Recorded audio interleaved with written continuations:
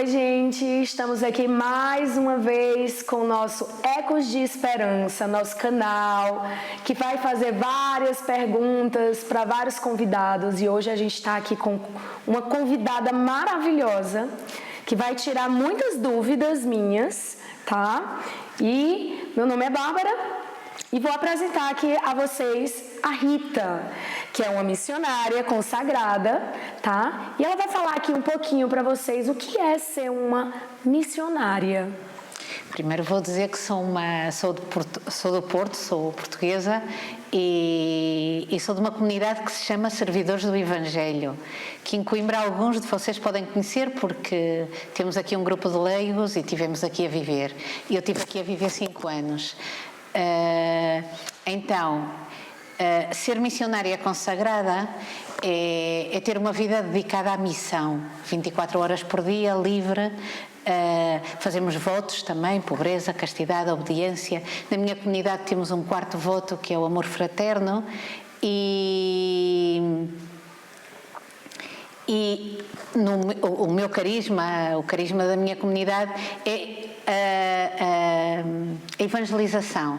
Então fazemos muito tipo de atividades, desde a procura de atrair o jovem até à igreja, até o acompanhamento do jovem, jovem, adulto, criança, no seu desenvolvimento humano, espiritual, de forma a tornar-se um bom cristão e um bom membro da sociedade. E essas missões, Rita, elas vieram, elas fazem parte, como é que acontecem essas missões? Quais são os países, os lugares que você já visitou? Eu gosto de dizer que um missionário não visita países, porque quando uma pessoa vai visitar um país, vai ver os monumentos, um missionário vai viver para o país e torna-se uma pessoa mais com o povo. Então, mas nesse sentido eu vivi muito tempo em Espanha, estive também na Argentina, vivi 5 anos aqui em Coimbra, um tempo de missionária aqui em Portugal, e depois, há 4 anos atrás, fui para as Filipinas, que é na Ásia. Há 2 países católicos, um é muito pequenino, é o Timor, e depois a Ásia, as Filipinas é um grande país católico, é um dos países mais católicos do mundo. E aqui em Coimbra, certo? Antes de falar tão assim, que é um país maravilhoso para trabalhar com missões, né? Filipinas, né? E eu acredito que seja um prazer enorme estar por lá, porque a gente vê o brilho, né, nos seus olhos. Qual era o local onde você atuava aqui, estava mais presente em Coimbra? Nós em Coimbra tínhamos a comunidade na paróquia de Santo António dos Olivais e agora já não existe vida consagrada cá, mas existe um grupo de leigos, um grupo de mães, pais, gente que trabalha no dia-a-dia e que continuam a tentar viver o nosso carisma e reúnem-se uma vez ao mês em Santo António dos Olivais, todo um dia, e depois têm reuniões para oração e para partilha online e têm atividades programadas para este ano. Querem fazer missão também este ano. Rita, me explica um pouquinho, como é ser missionária? Como é ser missionária? Ser missionária é ser consagrada. É ter recebido uma chamada de Deus e ter-se atrevido a dizer-lhe que sim. E deixar-se guiar por Ele, procurar em tudo fazer a sua vontade. Assim. E depois, no meu carisma, ser missionária significa também estar disposta a partilhar a fé, a partilhar o que vivo, a partilhar o Evangelho, a formar e a deixar-me formar. Sim. Acaba sendo uma via de 2 sentidos. Sempre. E hoje você se encontra nas Filipinas. Hoje encontro-me nas Filipinas, há 4 anos. E me fala um pouquinho do projeto. As Filipinas é um dos países mais católicos da Ásia e E nós estamos lá e fomos para lá porque nós temos também duas comunidades, uma na Coreia e outra no Japão, que são dois países ricos e dois países que não têm contacto quase nenhum com a fé católica. O Japão tem 1% de cristãos ou menos e a Coreia tem um bocadinho mais, a Coreia do Sul. E então as missionárias, na procura de como aproximar os jovens de lá à fé católica, começaram a pensar que ir a um país católico poderia ajudar. Então, todos os anos temos umas missões de coreanos e japoneses nas Filipinas. Para os coreanos e japoneses é uma experiência de encontrar uma cultura católica pobre, com nada, e ao mesmo tempo com uma capacidade de generosidade e de beleza e de partilha que lhes surpreende, com outro tipo de interesses. E para os filipinos é também uma riqueza muito grande, porque as Filipinas são muitas ilhas, é um povo que o seu objetivo é poder comer todos os dias, estão a lutar pela sobrevivência, então com muito pouco horizonte, com muita pouca capacidade de sonhar, e o contacto com jovens de outras realidades abre-lhes os olhos e lhes permite também enfrentar e olhar para a sua vida de uma forma diferente. Então são encontros, nós fazemos uma vez por mês, são encontros de 10 dias, não são muito grandes, mas que marcam profundamente cada um desses jovens. Assim, dentro do projeto, vocês têm... E por causa disso fundamos, eu estava a dizer, qual é a pergunta? Por causa disso nós fundamos nas Filipinas, para que tenhamos uma comunidade capaz de acolher esses jovens. Já vamos na 7ª, 8ª missão de jovens e começamos agora a fazer também missões de adultos lá e vai começar esta semana nas Filipinas a 3ª missão de adultos. E vocês recebem jovens missionários dentro do projeto? Recebemos jovens, mas jovens que nós conhecemos. Que jovens que já... ou seja, não queremos motivar jovens a fazer turismo. Sim. Ou seja, são pessoas que já fizeram um caminho de fé e que estão preparadas para fazer uma experiência de evangelização, de partilhar, de ir às casas. Depois temos sempre o problema da língua, porque as Filipinas têm 150, mais ou menos, línguas diferentes.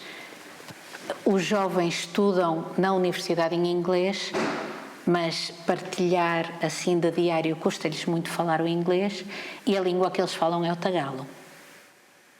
E o tagalo é uma língua de origem malaia e para alguns pode ser muito fácil, e eu que cheguei às Filipinas com 50 anos já me está a ser difícil aprender, mas pronto, já vou entendendo mais, mas falá-lo é todo um desafio. Mas para os jovens, abrir o coração, partilhar, ou fazem em tagalo ou não o fazem. A língua da região em que eu vivo chama-se Pangasinan e é muito complicada. Essa é pior que o tagalo ainda. Os jovens, eles têm o interesse de estar presentes nesse projeto por vários fatores, por serem acolhidos, né, pela alimentação, que, como você mesmo disse, o país é um país pobre, e como é a questão de passar a fé cristã, como é que vocês fazem? Se reúnem uma vez, já tinha dito que é uma vez por mês, tem algum local específico? Nós participamos também nas paróquias e damos formação. Por exemplo, nós oferecemos escolas de evangelização nas várias paróquias da diocese. Um sacerdote que queira pede-nos e nós fazemos um fim de semana de encontro com os jovens dessa paróquia para motivá-los. O filipino tem muita fé, tem uma fé muito, muito simples, mas são um povo que depende de Deus, porque dependem do tempo, dependem do clima e têm uma abertura espiritual muito bonita. Conhecem muito pouco a fé, conhecem muito pouco quem é Jesus. Há toda uma dimensão de formação, de chegar a saber a experiência, a beleza tão grande que é ter Jesus na nossa vida, a riqueza que se tem no trato com Ele, na oração, numa oração muito mais pessoal, na escuta da palavra de Deus, isso para eles é um mundo desconhecido. Eles rezam muitas novenas, muitos terços, mas falta-lhes toda essa dimensão mais pessoal de encontro com Deus. Então, isso é toda... E saber quem é esse Deus em quem acreditam. Isso é todo um caminho de formação que vai muito a par de um caminho de formação humana, de valores, de abertura de mente, de ensinar-lhes a acreditar neles, de que podem construir um país, Filipinas, melhor. Há uma das jovens que nós a conhecemos assim, eu já cheguei tarde, mas conhecemos-la com 12 anos e neste momento está no 4º ano de Ciências Políticas e é uma miúda que foi fazendo o caminho. Ela sempre quis ser a primeira e a melhor em tudo. Pouco a pouco percebeu que vivia numa tensão enorme e que não se relacionava com ninguém. E pouco a pouco foi descobrindo que queria aprender a estudar para servir. E depois escolhe ciências políticas porque sente que o país precisa de mudar. E realmente, ou seja, aquilo é uma democracia, entre aspas. É quase uma ditadura. Assim. Vocês pegaram ela pequenininha ainda? 12, 13 anos, começou a frequentar os nossos grupos. Tem ajuda, tem um scholar nosso, que é pouquito, ou seja, são 300 euros ao mês, que lhe dá uma família de Espanha. E ela normalmente estuda uma pessoa na família para depois alimentar toda a família. É como o peso que têm que alimentar toda a família. Mas ela, ou seja, por isso querem ir para o estrangeiro para mandar dinheiro para a família. Mas ela, não, ou seja, direito, ciências políticas para construir o país. E é um exemplo muito bonito do que é que significa caminhar dia a dia com as pessoas e mudar assim e atuar assim numa transformação da sociedade. Eu sim que acredito profundamente nisso. Não há transformações da sociedade que não passe pela transformação de cada um. A nossa primeiro.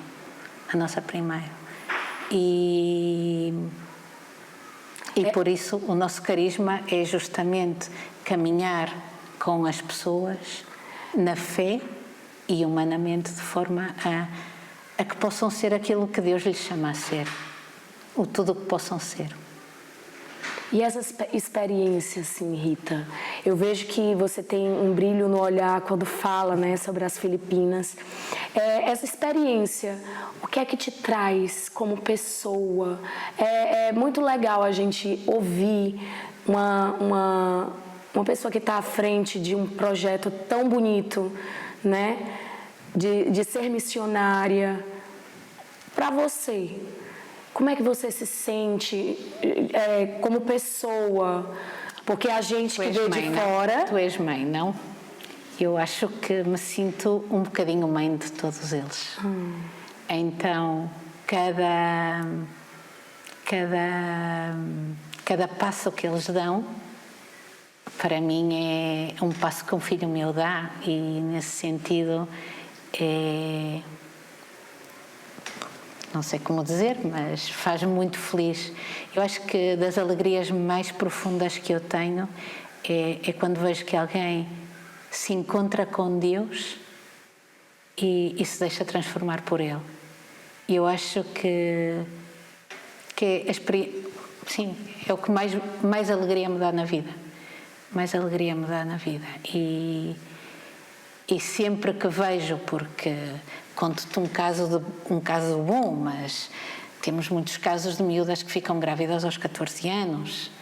E, ou seja, nem tudo é êxito, há muito, a perseverança é difícil em todas as partes do mundo e o crescimento também é uma opção diária, não é de um momento para o outro. Então, nesse sentido, vivemos com experiências boas, outras não, mas sim, eu acho que quando percebo que alguém se encontrou com Deus, eu rejubilo, não sei como explicar-lo de outra forma, mas faz-me muito feliz. Já pensou no futuro, né?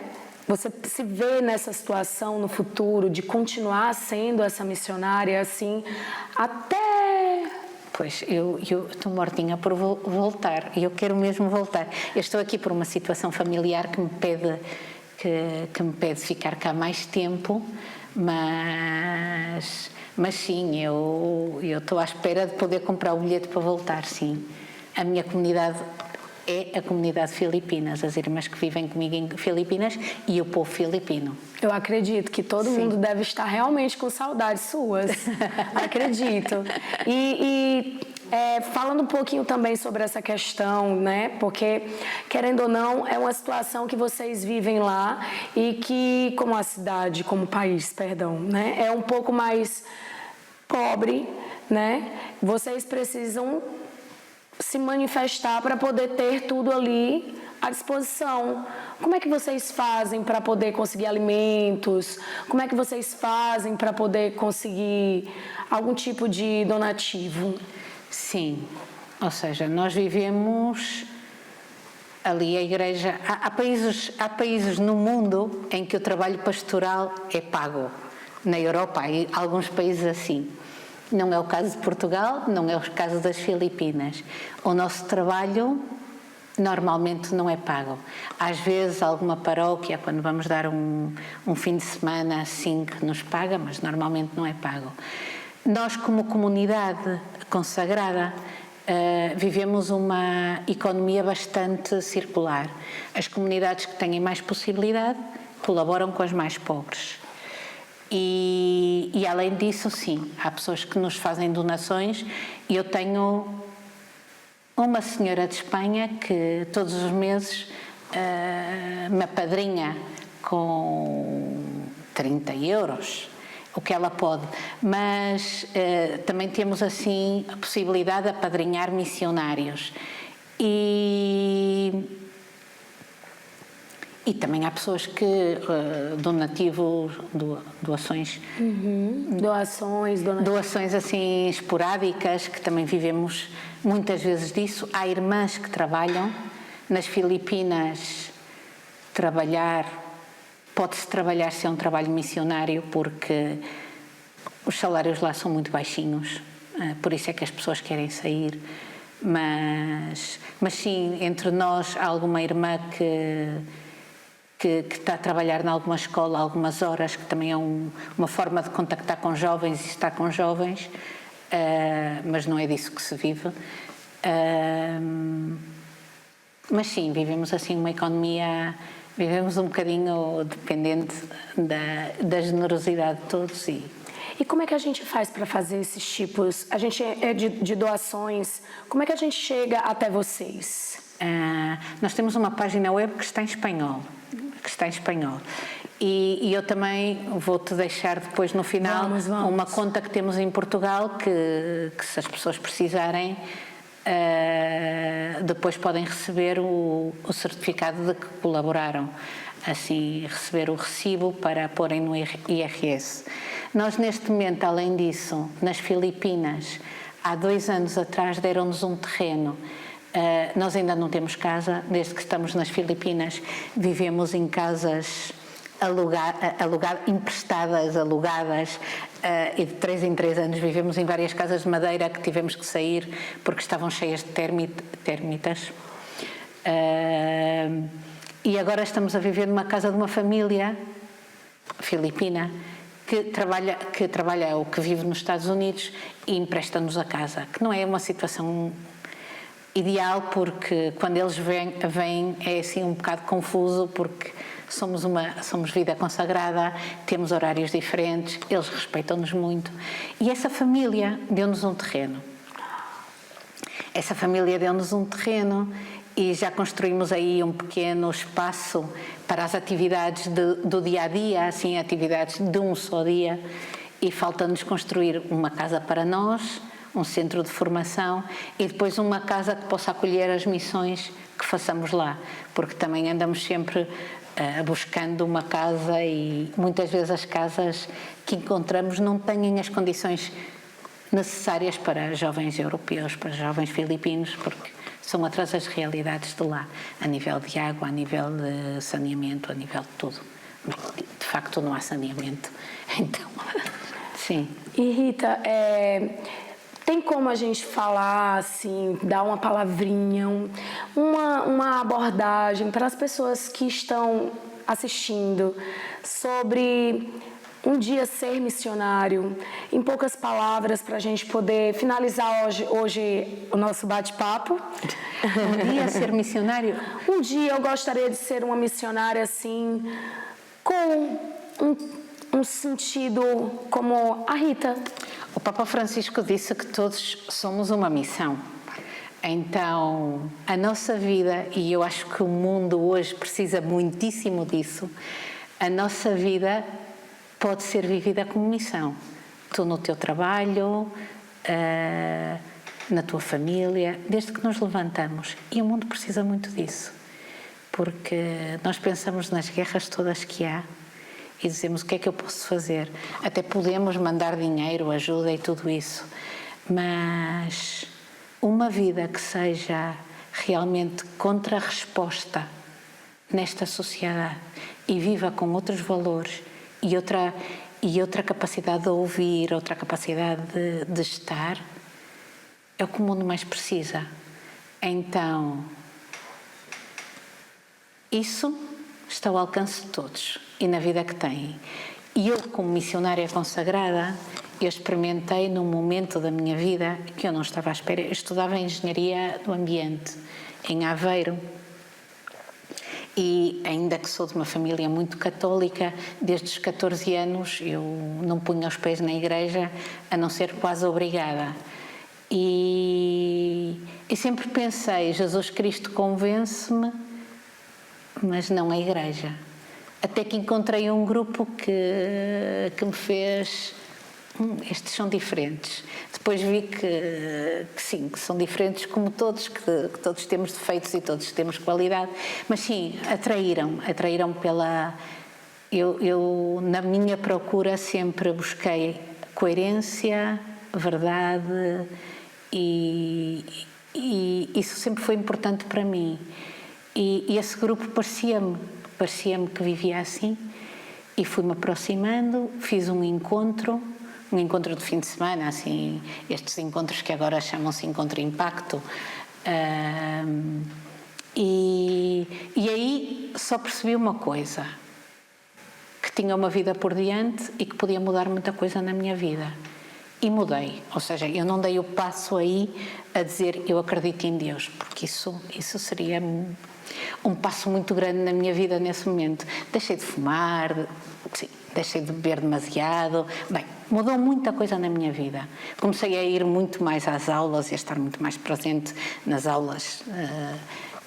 Bem, mudei muita coisa. Deixei de tentar dar tanto nas vistas na forma de vestir. E pouco a pouco, buscando o que é que eles tinham. Eu buscava o que é que eles tinham, mas não queria Deus. Mas houve um momento que tive assim um encontro com Deus e experimentei. Eu buscava a coerência, buscava a verdade e encontrei a misericórdia e o abraço sem nenhum juízo. Que lindo. E eu experimentei um amor tão limpo, no meio de um mundo que eu tantas vezes via tão pouco limpo. E eu não sei, e não o formulei assim, mas eu acho que intuí nesse momento que a minha vida era para esse amor. E depois fui descobrindo que o meu sonho de mundo diferente, de outra sociedade, era um sonho que Deus tinha posto no meu coração e que eu estava à procura da resposta em políticas, em ativismo social, que tudo isso é muito bom e é muito importante, mas intuí sinceramente que eu não podia fazer nada pelo mundo se não fizesse, ou seja, se não deixasse que a transformação, sim, ou seja, que houvesse uma real transformação em mim. E nada, desde aí fiz uma experiência missionária na Bolívia, ainda sendo estudante, e antes de ir para a Bolívia, quando estava em Madrid, eu não sentia que seria capaz de ser missionária. Eu via as outras missionárias porque estive num curso de formação que tinha 30 mulheres e eu estava lá 3 dias antes de ir para a Bolívia e eu dizia assim, esta gente é toda boa e eu não. Ou seja, era como o contraste de que imaginas que toda a gente foi santa toda a vida e que por isso vai para missionária. Então... E lembro-me que a zona que estávamos era assim uma zona de sair à noite e eu estava na capela e dizia assim, caramba, Jesus, há uns tempos atrás eu era um desses jovens e agora tenho outro sentido para viver e intuí profundamente no coração que Jesus me dizia, pois eu preciso de ti. E para mim foi um momento de perceber que, embora eu não acreditasse que eu pudesse ser missionária, Jesus me estava a chamar e me estava a pedir a vida. E eu, ante um amor tão grande, ou seja, não fui capaz de dizer que não. E não me arrependo. Disso já passaram isto foi em 97, 27 anos e não me arrependo. Não tudo foi fácil, não há vida sem cruz. Mas uma vida sem amor, eu creio que é a pior cruz. E amor tenho, e sentido e horizonte tenho, e isso, ou seja, o que é uma vida de uma missionária? Eu creio que é uma vida de uma pessoa que tem alguém na sua vida, sim, alguém, Jesus Cristo, alguém que deu a vida por ti, alguém que perdeu, ou seja, que morreu para que tu tivesses vida e alguém que te ensina eu acho que a experiência para mim também mais bonita é que não é alguém que tu tens ao lado, é alguém que se compromete de tal forma contigo que quer continuar a manifestar-se ao mundo em ti e através de ti. Então que é uma realidade de que Ele faz morada em nós para seguir gritando ao mundo que vale a pena o nosso mundo com todas estas guerras, vale a pena o nosso dia com todas as cruzes que temos e dificuldades, e vale a pena lutar por um mundo melhor para todos, porque a primeira que recebes és tu. Então, nesse sentido, o melhor que me passou na vida foi Jesus.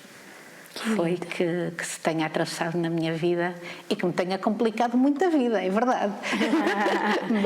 E assim, a gente agradece muito, Rita. Já passou. Muito. A gente agradece muito pelo simples fato de você estar aí, né? Seguindo e fazendo o que faz. Muito obrigada. E vamos nos despedir. Eu também quero agradecer o convite, Por favor. a iniciativa também, eu acho que são espaços muito importantes. Agradeço muito que me tenham convidado e que tenha tido a oportunidade de partilhar também a fé e o amor que me enche. Agradeço muito a oportunidade de conhecer a Bárbara. Obrigada. Porque... sim, que também é luminosa. Quem está agradecida sou eu, Rita, por conhecer um ser tão iluminado quanto você. Uhum. E desejo-vos o melhor neste projeto. Obrigada. E vamos deixar também os contatos da Rita tá? Os contatos que ela vai passar pra gente, para quem quiser ou quem tiver interesse ou ter mais alguma informação sobre a questão de ser missionário, tá? E também, e aí é o projeto das Filipinas, né? Mas tem um processo que ela já explicou, tá? Então, mais uma vez, agradeço a participação da Rita. Obrigado, tá? eu. E espero que vocês também assistam, compartilhem, mandem para os amigos, principalmente as pessoas que têm interesse em ser missionário um dia, tá? Para a gente poder continuar aí com o nosso projeto, com mais assuntos e dar um like, tá? Até a próxima!